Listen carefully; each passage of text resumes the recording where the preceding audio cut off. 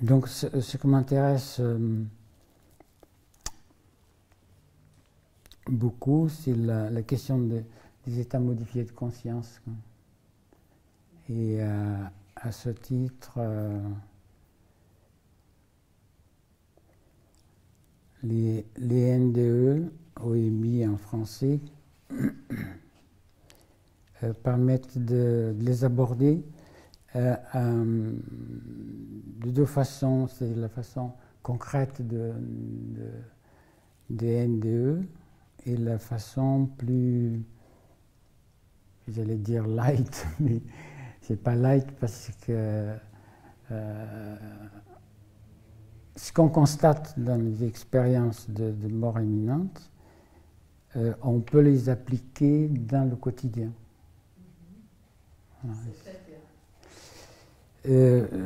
C'est-à-dire voir en deux temps, parce que la particularité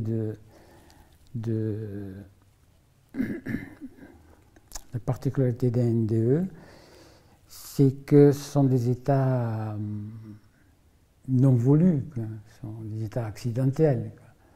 C'est-à-dire qu'à l'occasion d'accidents, à l'occasion de maladies graves, par exemple un infarctus, donc une perte de conscience due à une maladie, un trauma important, peut produire ces états. Alors que dans la deuxième partie, je pense qu'on peut retirer une certaine expérience, on peut retirer certains éléments de l'expérience de l'NDE pour l'appliquer au quotidien. Donc, ne pas penser qu'il faut absolument passer par là, par l'expérience de mort imminente. En tout cas, ce qui est intéressant, c'est comme son propre nom indique, il y a un passage, il y a le dépassement des limites. Donc, et ce passage, si on le voit que dans le sens strict, on va penser de la mort à la vie. Mais si on pense en termes plus larges, ça peut être un passage d'une dimension à une autre dimension. Donc ça peut être aller au-delà de ses limites. Et dans la deuxième partie, on va retrouver que ça peut se faire dans la vie quotidienne. Donc,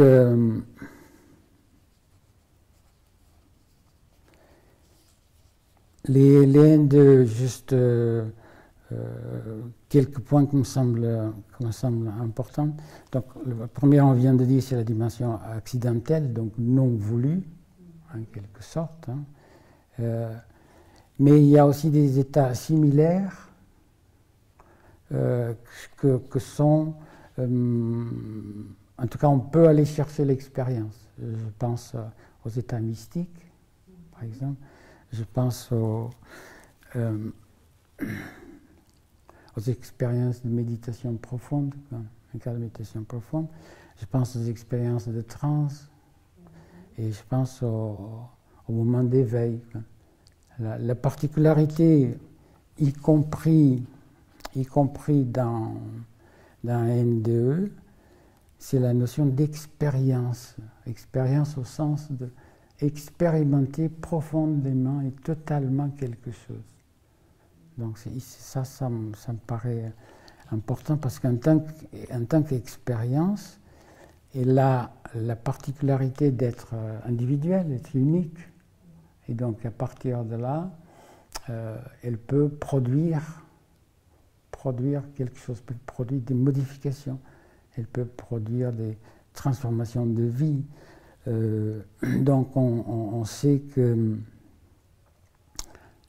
toutes les situations, voilà, sans vouloir généraliser, mais presque toutes les situations, on vit des choses de ce type, que ce soit de mort imminente, que ce soit les expériences de transe ou de méditation profonde, s'accompagnent d'une transformation de la vie après. Les gens ne sont pas pareils avant et après. Dans les situations de mort imminente, c'est beaucoup plus percutant, parce que plus dramatique, c'est beaucoup plus concentré. Hein. Les gens ils parlent de ces expériences comme des moments particuliers. Donc il y a la possibilité de transformation, mais on peut aussi avoir ces processus de transformation d'une façon plus quotidienne, plus préparée, plus travaillée, quoi. Parce que l'autre, il nous tombe dessus, quoi. Et on fait avec, quoi. On se débrouille. Mais ce qui est intéressant, c'est qu'en commun, dans toutes ces expériences, il y a un processus, il y a le contenu, il y a le sens. Ce sont les trois aspects qu'on trouve dans ces situations. Le processus a signalé en particulier la relation au corps, c'est-à-dire par les organes des sens. Le corps, il peut ou bien ne pas être présent ou hyper présent. Dans les situations occidentales, le corps, il n'est pas présent. C'est-à-dire quand on est en état de coma, on est branché directement à d'autres états de conscience et voilà, ça ne passe pas par les organes des sens comme dans la vie quotidienne. Mais par exemple, dans une situation de transe, au moment d'éveil, le corps il est présent, il peut même être hyper présent. C'est du fait d'être hyper présent qu'on peut faire le passage vers d'autres dimensions. Donc, en termes de processus, il y a une similitude de processus. Dans les états d'extase, états mystiques d'extase, quel que soit que ce soit spirituel ou religieux, c'est pareil. C'est-à-dire le corps, à un moment donné, il passe en deuxième plan, ou peut-être hyper présent. Donc le processus est similaire. Le contenu, dans tous les cas de figure, on arrive nécessairement à un état modifié de conscience, c'est-à-dire on passe en tout cas d'une conscience ordinaire à une conscience, après utiliser les mots supraconsciente ou état modifié de conscience, peu importe, mais c'est une dimension où on va dépasser la dualité. Donc, d'où l'importance de l'expérience en tant que telle. Quand on vit, le signe qu'on dépasse la dualité, c'est parce que sur le moment, on fait que vivre le moment, mais on n'est pas en train de dire mais est-ce que je délire, est-ce que c'est de l'imaginaire, est-ce que c'est vrai, est-ce que c'est faux. Non, on vit l'expérience.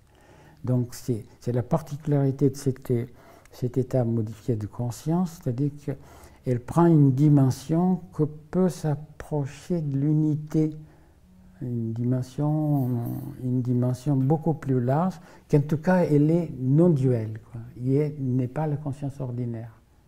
Donc ça c'est la particularité pour le contenu. En ce qui concerne la conscience, il y a la particularité de vivre le moment présent intensément, avec les notions de temps et d'espace qui se modifient complètement. Le temps, donc on ne peut pas se situer le temps dans un passé ou dans un avenir, quoi. Il n'y a pas cette flèche du temps. C'est un temps éternellement présent, avec parfois le vécu de simultanéité, quoi, donc des choses. Hein. Ce n'est pas la même perception du temps ni de l'espace. D'ailleurs, on peut faire des voyages, donc on peut aller dans un sens ou dans un autre, mais tout se passe sur le moment présent. Ça, c'est l'autre aspect en particulier, c'est l'intensité de certains phénomènes.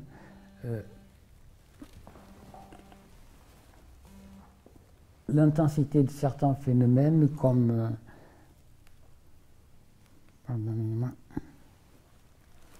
l'intensité de certains phénomènes comme il est décrit dans les états modifiés de conscience, la NDE, la lumière, la qualité de la lumière. Donc ça, on pourrait se rapprocher de ce que dans certaines traditions ou pensées appelleraient l'état lumineux. Donc c'est cette lumière particulière qui est une lumière qui n'est pas la lumière du soleil, c'est pas la lumière de l'univers, c'est une autre lumière. Donc, processus, contenu et sens, le sens de l'expérience. Elle aboutit nécessairement à une transformation. C'est-à-dire que les gens qui ont vécu ces expériences, ils sont profondément transformés la plupart du temps. La vie prend un autre sens, quoi. Un sens beaucoup plus profond, où la séparation par rapport aux autres, il n'existe pas, c'est-à-dire on voit l'autre d'une façon complètement différente, quoi. On dépasse même le sens relationnel de l'altérité. On voit l'autre comme soi. L'autre, c'est soi-même. C'est la même dimension. Donc, c'est un des aspects de la transformation. Après, c'est l'intensité de la vie, des qualités de la vie, comme la joie, l'amour. Ils sont beaucoup plus amplifiés, quoi. Donc, le sens, c'est une transformation. Et dans le sens, on va retrouver aussi un but, c'est un but qui est propre à l'homme. C'est l'accomplissement d'une certaine dimension spirituelle. Il y a une certaine dimension que je dirais spirituelle sans prendre parti, parce que pour les artistes, par exemple, ça peut être la beauté. Mais dans d'autres situations, ça peut être une forme d'amour où les gens, ils auraient une entente parfaite, quoi, par exemple. Mais il y a ce but qui est propre à l'homme, quoi. Donc c'est cette dimension-là. Donc l'N2, c'est une expérience. La particularité, c'est que c'est une expérience interne. Elle est profonde, quoi. C'est la particularité de cette expérience. Et on pourrait même dire que ce sont des expériences d'initiation. Parce que les initiations, dans les traditions où on fait, permettent toujours ce passage. On passe d'un état à un autre, quoi. Donc, voilà.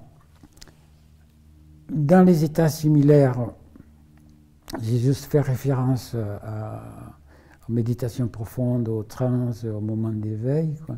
Ils sont différents, mais la particularité à mettre en évidence, c'est que dans les états de NDE, distinguer ce que nous arrive dans le cadre d'un accident, en état de coma, et l'autre, on peut choisir, on peut décider de faire une expérience de transe, ou de faire, que sais-je, une expérience de voyage chamanique, une expérience d'utilisation de l'ayahuasca, par exemple, pour découvrir d'autres états de conscience et de la relation au monde. Mais par contre, c'est important, en tout cas, on ne peut pas ne pas y penser, de distinguer ces états des états que de l'imagination, par exemple. On pourrait se dire, mais il ne s'agit que de l'imaginaire, ce sont des visions. Alors que ce que irait dans le sens de de la qualité et de l'intensité, c'est le sens et la transformation que ça induit, alors que l'imaginaire, il peut rester, il peut passer, il peut rester fugace, il n'a pas l'impact, l'imaginaire n'a pas cet impact sur la personne. C'est à distinguer aussi, parce qu'on ne peut pas ne pas penser, parce que des fois, on peut le penser, c'est distinguer des états de délire, des états de ce type, des hallucinations, et comme ça. Mais la différence qui est fondamentale, autant dans le délire, la situation conduit à un blocage, parce qu'on est enfermé dans un processus, il n'y a pas d'évolution, autant l'autre, il est libérateur. Donc, ce sont deux choses complètement différentes, quoi. Donc, ça reste des aspects qui intéressent, et pour cause, on parle de plus en plus aux investigations neurologiques, quelle est la part du cerveau, comment ça se produit, des investigations donc, soit psychologiques, soit psychiatriques,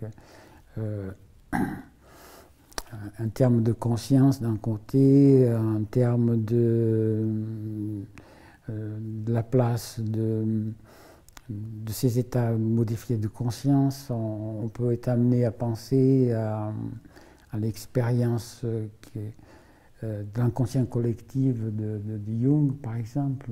Est-ce que dans ces états-là, on n'atteindrait pas aussi ces dimensions, quoi. Et il y a aussi la dimension spirituelle, c'est-à-dire ne pas se réduire qu'à une question de moi, ou d'histoire personnelle, ou d'individu, ou de groupe, mais de pouvoir être beaucoup plus large, quoi, donc, que ça. Donc la dimension anthropologique, elle est intéressante, quoi. Donc ça, c'est pour la partie, on va dire, plus harde dans le sens d'impact, quoi. Mais on pourrait penser aussi à quelque chose de beaucoup plus quotidien, constant, qui est ce même processus, mais d'une façon, j'allais dire, méticuleuse au sens prendre conscience des moments présents constamment. Donc, à ce titre-là, c'est une attitude qu'on adopterait, c'est pas quelque chose à laquelle on serait soumis sans le vouloir, quoi. Et ça me fait penser à un conte où, pour faire court, c'est un roi que demande l'aide à ses ministres, à ses hommes de loi, à ses sages, et tout ça, parce qu'il voulait laisser une espèce d'héritage qui pourrait servir après. Et il demande, est-ce qu'il voulait faire ça d'une certaine façon, en grande, de créer une bague avec un beau diamant, et sur le diamant, il y aurait un petit mot à ouvrir et lire ce petit mot. Un tout dernier recours, un cas d'extrême nécessité, vraiment au dernier moment. Donc il a demandé à ses ministres, à ses hommes que diriger avec lui, qu'est-ce qu'il pourrait mettre comme phrase, quoi, comme mot, mais que ce serait très très court. Alors tout le monde s'est un petit peu cassé la tête pour essayer. Je dis non, une phrase très courte, j'arrive pas à trouver, on n'arrive pas, je vois pas. Et donc il s'est retourné vers un vieil homme que pour lui avait une grande importance, le sage, parce qu'il l'avait élevé. Il avait élevé après le décès de sa mère, c'est lui. Donc il a demandé au vieux sage, parce qu'il tenait énormément à ce vieil homme, et il a dit, oui, d'accord, ça me fait penser à quelque chose, je pourrais te donner, mais à une condition, que tu peux le lire, parce que toi, tu es en situation de pouvoir le lire, en situation de détresse totale. Autrement, interdit. Ça, c'est quelque chose que j'ai reçu de mon enfance, donc voilà. Et le roi était d'accord. Ils ont fait la bague avec le diamant, avec la phrase, le petit bout de papier. Et voilà qu'à cette époque-là, ça guerroyait de tous les côtés. Donc il est parti faire la guerre. Ça s'est mal passé. Il se retrouve en détresse. Il a dû fuir avec une partie de l'armée, avec les autres qui le persécutaient. Bon, bref, ils arrivent à un moment donné. Il ne pouvait plus fuir. Il était complètement coincé. Et il dit, maintenant, qu'est-ce que c'est? Si c'est la fin, qu'est-ce que je fais? Et là, il a ouvert l'anneau, la bague, et ce qui était écrit, c'était « Cela aussi passe ». C'est ce qui était écrit. Donc, il était saisi par ça, il y a eu un moment de silence, et comme par hasard, il s'est rendu compte que l'ennemi ne le poursuivait plus. Mais qu'est-ce qui se passe? Ils sont perdus. Qu'est-ce qui se passe? Bon, bref, il a ressenti qu'il était sorti d'affaire. Donc il a pu repartir, reprendre les morceaux de son armée éparpillée et rentrer. Il y avait une grande fête. Il était tout content avec sa cohorte, son peuple. Il y avait une grande fête. Et voilà, il était tout content par l'exploit. Et le vieux sage lui dit, mais cela aussi, ça passe. Donc, ça me fait penser que dans ce petit conte, ça met en évidence trois choses qui ne sont pas très loin de la première phase. Ces trois choses sont la notion d'impermanence, c'est-à-dire la notion d'impermanence qu'on connaît des doctrines orientales, mais on connaît en Occident aussi, mais en Occident c'est plus d'un point de vue, on veut dire, quasi scientifique, avec la célèbre phrase Lavoisier, dans la nature tout se transforme, quoi. Alors qu'en Orient c'est plus spirituel, c'est-à-dire que rien n'est permanent, tout est en mouvement constamment. Il faut toujours aller au-delà de ce qu'on croit être comme limite, d'aller toujours au-delà. Ça me fait penser à, par exemple, dans la méditation du Sutra du cœur, une des récitations, c'est justement ça, c'est va au-delà de l'au-delà, et c'est toujours aller de plus en plus loin. Ça me fait penser dans certaines pratiques, pratiquement toutes, en Orient, c'est que tout ce travail pourrait donner des capacités extraordinaires, que pourrait alimenter l'ego. Et pour veiller à ça, ils disent non, va toujours au-delà de ça, ne t'arrête pas au pouvoir que ça pourrait te donner. Mais il va toujours au-delà de ça. Donc, la notion d'impermanence et elle est intéressante. On verra pourquoi c'est en particulier dans la vie quotidienne, si on est coincé pour aller rapidement, on est coincé par son éducation, par ses croyances, par l'appartenance au groupe, on est limité, hein, on se forme, on se forme et on se formate en fonction de ces éléments-là, et comme si les choses étaient figées, alors que tout bouge, absolument tout bouge. Donc la particularité, c'est que même au niveau des émotions, des sentiments, ça bouge aussi, mais on les voit figés. Et en voyant figés, le résultat, c'est qu'on se coince et on se heurte toujours à quelque chose qu'on croit insoluble, qu'on croit être des limites, ou que sont des limites. Voilà. Le fait de saisir l'impermanence, ça donne une autre dimension aux choses. Le deuxième aspect, et ça en découle, c'est le non-attachement. C'est-à-dire le non-attachement, c'est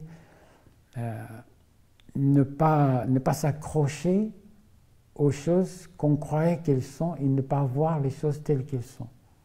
Donc si on voit les choses telles qu'elles sont, le non-attachement nous amène à les accepter telles qu'elles sont. Donc la réponse, ça va être une réponse qui va dépendre de beaucoup de facteurs. Et ça c'est intéressant. Et la troisième, c'est le vivre le moment présent.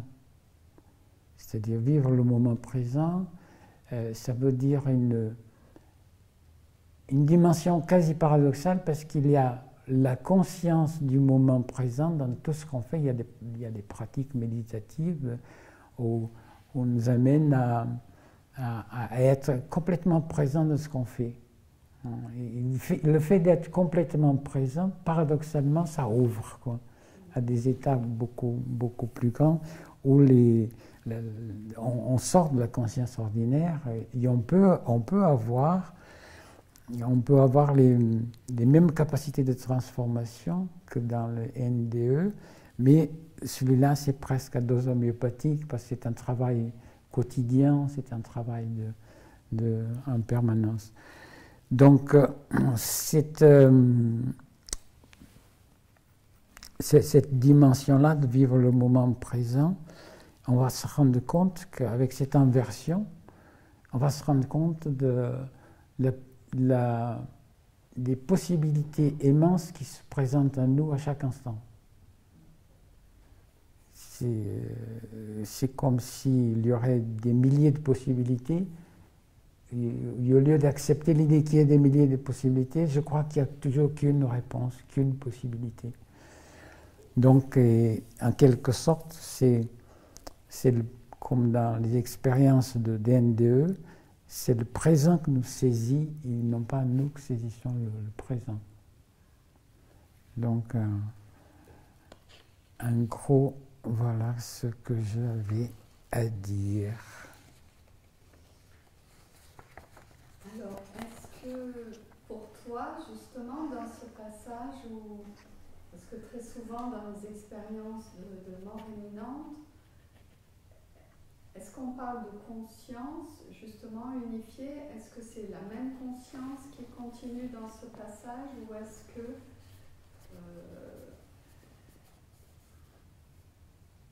que c'est autre chose pour toi?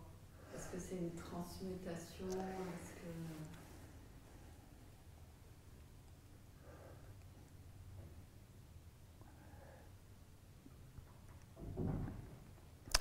Ça,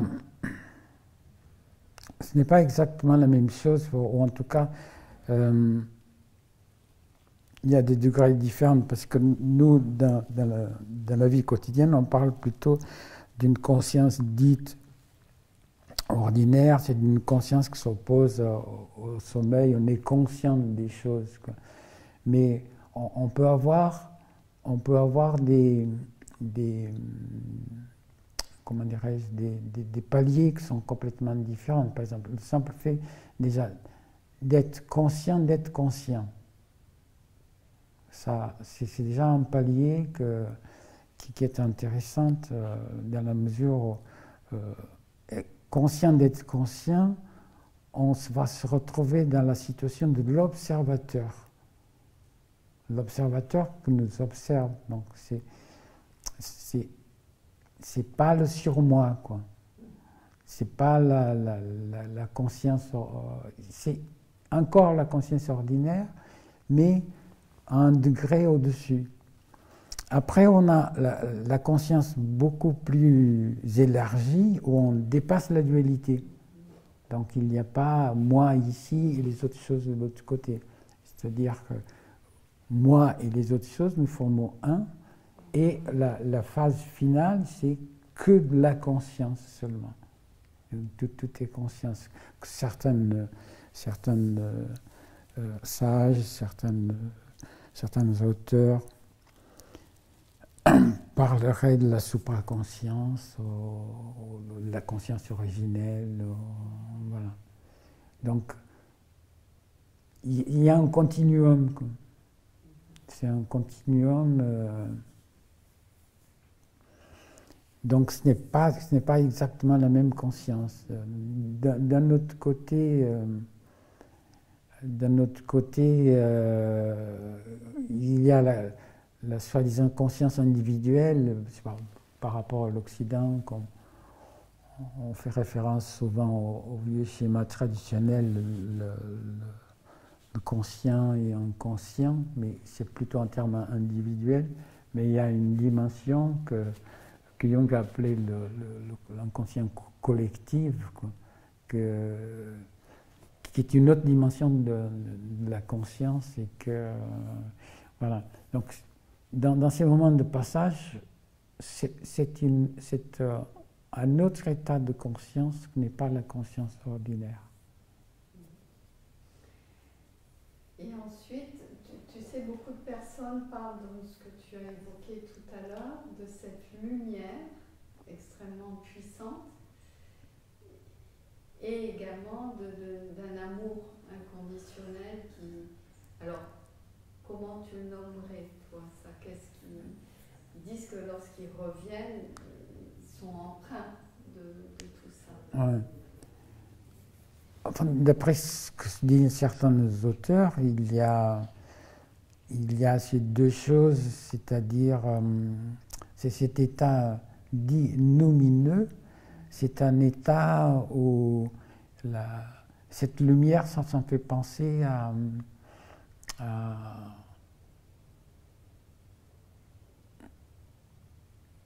ça dépend, c'est-à-dire c'est indéfinissable. Mais c'est un état que peut-être atteignable, mais c'est indéfinissable, quoi. Parce qu'on ne peut pas dire que... moi, ça me fait penser le fait de toucher l'origine. Voilà. Toucher une certaine dimension, cette dimension d'origine. Après, ça dépend si on est religieux, on va parler plutôt de Dieu. Si on n'est pas religieux, si on est dans le domaine spirituel, on va parler plutôt de conscience unitive, de la supraconscience. Voilà. Et si on n'est pas ni l'un ni l'autre, on va parler des moments particuliers, mais très très très très intenses, qu'on n'expérimente pas dans la vie courante. Et l'amour et la joie, je pense que c'est de découvrir qu'effectivement ce sont...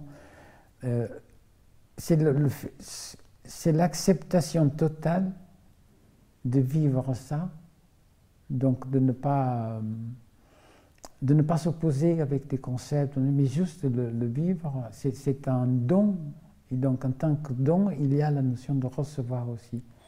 Il y a le donner et recevoir qui ne sont pas conditionnés à ceci ou cela. Donc on découvre la dimension la dimension de la vie, finalement. La dimension de la vie, c'est ça. La vie est... La vie est. Et transformation. Voilà. Donc, c'est pour ça que... Enfin, c'est pour ça. D'où le vécu intense de ces moments-là. Je pense que c'est dû à ça. C'est-à-dire, c'est vraiment d'avoir dépassé, sortir de la dualité, de ne pas se voir séparé. Donc ça procure une joie intense et un état d'amour dans le sens où on se rend compte de la force, de la puissance de cette dimension-là.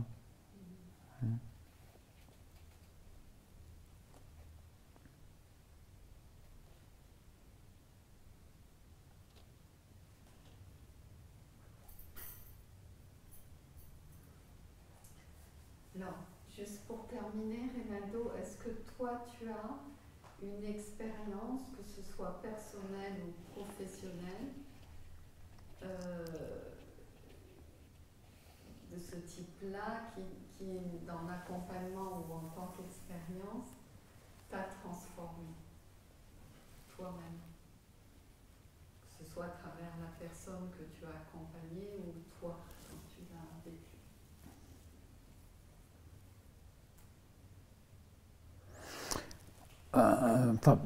Des expériences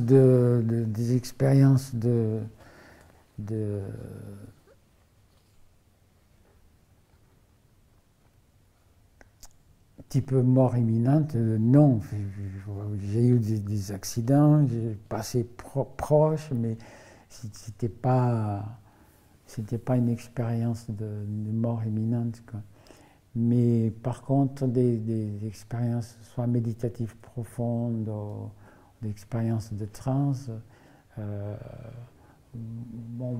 m'ont pu voir, ne pas douter de ces dimensions-là. Donc d'accepter les choses telles qu'elles sont et de voir qu'elles peuvent procurer une certaine transformation dans la façon de voir les choses. Et par rapport à la relation d'accompagnement, au travail qu'ils ont fait, c'est l'émergence de solutions qui ne viennent pas de moi, qui ne viennent d'une rencontre. C'est de la rencontre que surgit la réponse à la question que l'autre se pose, quoi. Mais que alors, est-ce qu'il n'y a pas la même intensité qu'un état de modifié de conscience important, mais il y a une conscience qui est différente. Il n'y a pas une séparation entre moi en tant que thérapeute et l'autre. Il n'y a pas une séparation, mais il y a comme une danse. L'un aide l'autre à danser, à occuper l'espace et le temps, et en même temps les choses émergent.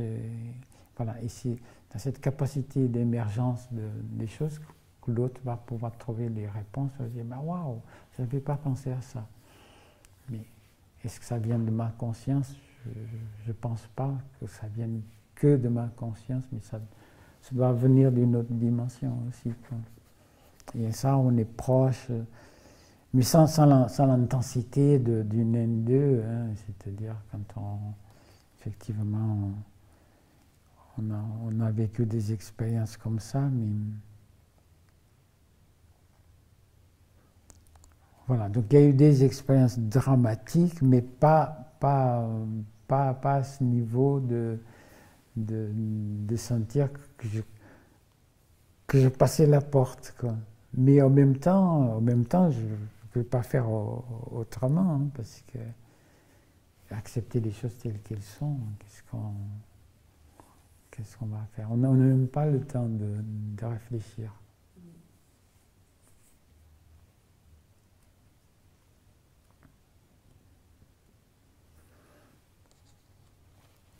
Ça répond à ta question.